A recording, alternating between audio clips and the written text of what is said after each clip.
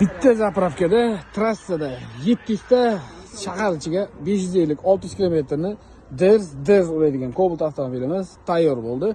65 talik gaz balon original jihozlari bilan super mega skidka narxida ustanovka qilib berildi. Xo'p, agar mashinangiz texpasporti bor bo'ladigan bo'lsa, onlayn dokumentlari bilan registratsiya qilib, cho'tki qilib ustanovka qilib beriladi. Bu avtomobilimizga qo'yilgan jihozlar bilan bitta tanishtirib o'tamiz. Blok управления original Alex Optima Pico blok управленияsi original polshalik ustanovka qilib berildi. Elektron sistema, matdachik, suvdachik, pulchatligacha polshaniki hisoblanadi. Original Royal italyanskiy farsumka original italyanskiy shlankalari bilan original atiket turintskiy reduktorlar bilan ustanovka qilib berildi.